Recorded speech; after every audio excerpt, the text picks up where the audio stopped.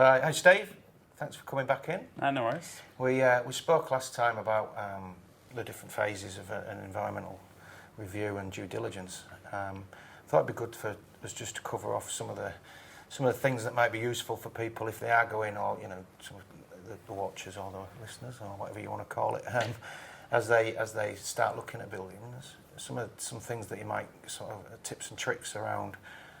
As you walk up, you might think, actually, why would I need an environmental study? And is there any new things that are coming through in the use of buildings that you've seen in recent times that is slightly different, and you're having to do different tests for, maybe, and things like that? Yeah, I think in terms of the actual building and the structure, asbestos is probably the most obvious one, and a lot of that will do with the age of the building. Because it lasts for a long time, asbestos. Yeah, it's a very strong and resilient product, and if people haven't removed it, then there's every chance it could still be there. Mould is an area that we're starting to hear more about. Issues with dampness and that growth, and potentially being cleaned over or enclosed, and not the actual source of the dampness being fixed, is one that we're starting to see a bit more of these days. So could they put a plasterboard over that, for example, and it's still going? Yeah, you sort of still got that issue behind there, and then all of a sudden you purchase the property and then need to do some work to knock out a wall, and then there may be those issues there. Probably a bit more in the resi space, but meth labs or cook labs. So obviously the risks that come from that with people, impregnation of any of the materials or soft furnishings or walls or paints, and you can imagine what happens when you get kids in there after that. So have you come across them in your business, have you? Yeah. Wow. We see that a bit more in the resi space than obviously in the commercial space, thankfully. So somebody's looking to buy it, or you've had a tip that actually it might be you've been used for that, so you're going.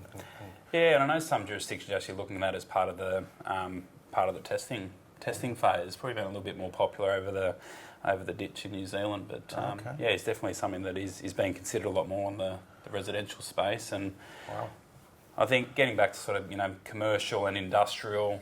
Obviously the previous industrial uses on the site is probably the most obvious one, but a lot of times there may be underground tanks there, or even above ground tanks, either for fuels or hydrocarbons like diesel or petrol or liquid waste that may not be obvious just from having a look around the site.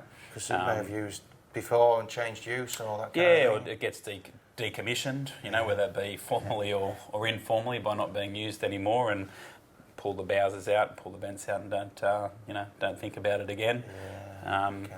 Those tanks weren't designed to last forever, so potentially if there's any degradation of those and the contamination of the soil around them can definitely be a bit of a sleeper for people. Yeah.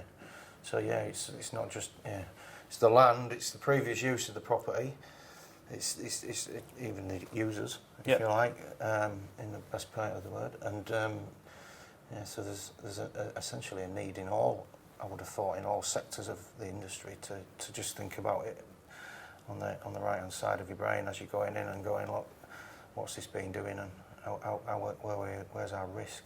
Do you get much need to do? I think you touched on this about the resi. Where I think in New Zealand, where are they looking at trying to maybe go through on a regular basis through the number of homes or houses just to make sure they understand what's going on in them? Is that what you see? Yeah, I think to be honest, particularly in the meth lab space, we're more getting called in after there's an issue when generally the police are involved and council owned property or something like that, or the owner gets a notice from the police that they need to do a clean up associated with that. So there's an assessment to then determine how far that needs to go.